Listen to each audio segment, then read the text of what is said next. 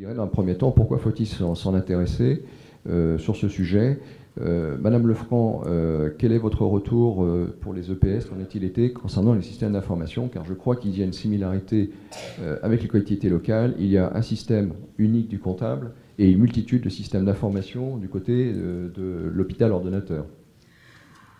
Alors, effectivement, les systèmes d'information hospitaliers sont extrêmement complexes, hein, puisque nous avons au niveau de tous les hôpitaux, et pas seulement au niveau du CHU de Tours, environ qui coexistent 180 à 200 logiciels métiers, hein.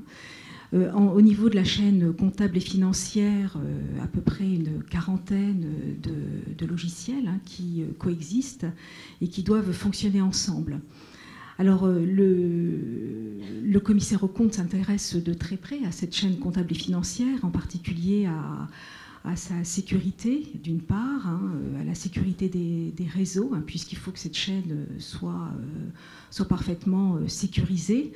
Il s'intéresse aussi aux interfaces, puisque la chaîne doit pouvoir permettre de recueillir les recettes, hein, puisque donc, il y a au niveau des hôpitaux, nous recueillons des recettes, et ces recettes doivent arriver intégralement depuis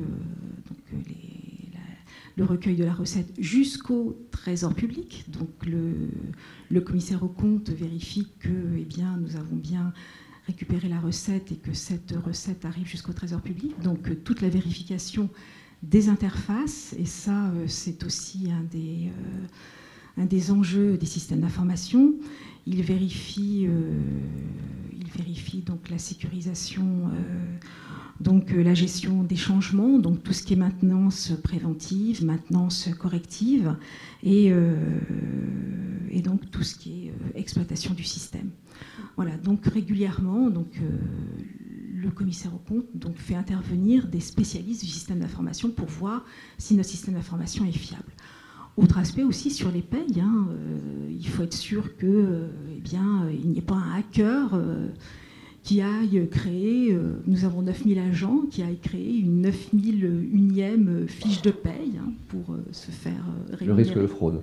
Voilà, hein, typiquement, ça c'est très très pragmatique, mais c'est un risque, hein, voilà. Donc c'est aussi c'est un des aspects très très importants, le système d'information. Merci. Monsieur Ablé, concernant le système d'information, y aura-t-il des efforts à mener du côté collectivité locale?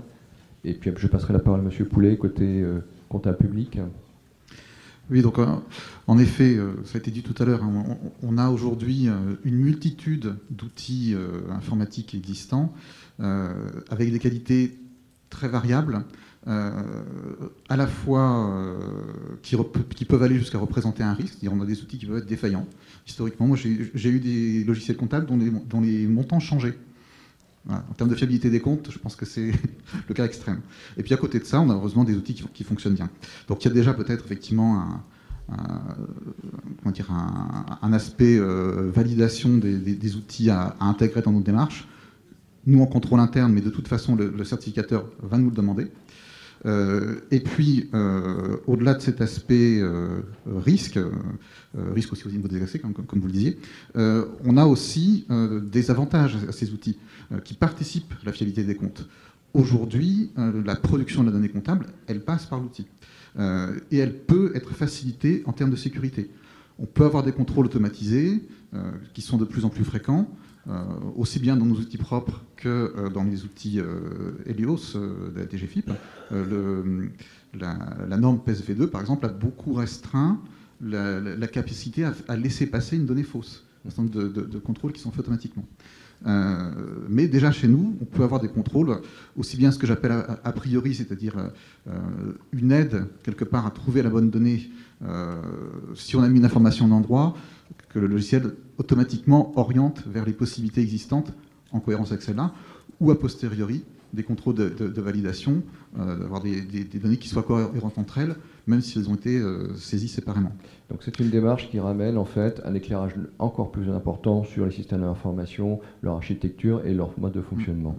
Merci beaucoup. Monsieur Poulet, je vous passe la parole concernant la partie comptable, puisque effectivement, les systèmes d'information financière, c'est un ensemble complet de l'ordonnateur jusqu'à la chaîne finale du comptable. Oui, tout à fait. C'est un des sujets, d'ailleurs, enfin, cette rupture de chaîne entre le logiciel financier de l'ordonnateur, ou les logiciels financiers de l'ordonnateur, et celui du comptable, donc, qui est Helios, qui est le même pour tout le monde.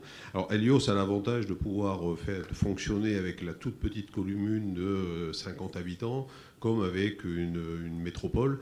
Donc c'est déjà notre avantage, ce qui n'était pas le cas autrefois. Donc là, on a un système d'information unique qui, effectivement, embarque en amont.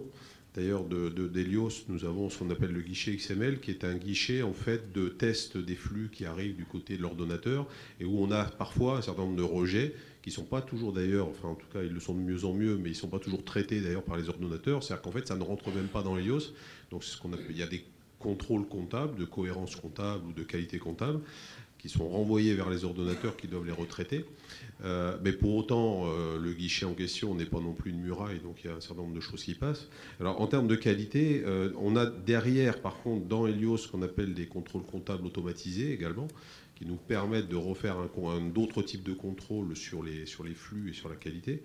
Mais un des points aussi qui est important, parce qu'on parle du système d'information d'un point de vue technique, mais il y a aussi l'utilisation de ce système d'information, parce que ce qu'on rentre dans le système d'information du côté de l'ordonnateur, si c'est bon, c'est bien. Si c'est erroné, on ne verra pas. Enfin, si l'écriture comptable est correcte, mais qu'elle est pour autant erronée, ça, Helios ne le détectera pas. On va récupérer une donnée qui n'est pas fiable, qui est fausse, mais qui a toute l'apparence du vrai. D'où l'importance de faire des tests avec un tiers entre les deux. Et puis d'où l'importance, quand on parle de qualité, c'est là que moi je tiens à préciser une chose, parce que j'entendais, enfin, et M. Martin en particulier disait tout à l'heure, arrivant d'une collectivité, la surprise qu'il y a eu peut-être d'une méconnaissance de la comptabilité, ou en tout cas de la culture comptable, et de la qualité comptable. Et je crois que cette démarche de certification, telle qu'elle existe aujourd'hui, nous, ça répond aux vœux de la DGFiP qui existe depuis longtemps sur les qualités comptables. Nous, on a mis en place les premiers indices de qualité comptable. On faisait des tests sur la comptabilité des collectivités en 2005 avec une notation. Mais la culture comptable et de la qualité comptable, je crois que c'est quelque chose d'assez récent. Et nous, ça va tout à fait dans le sens de ce qu'on souhaitait.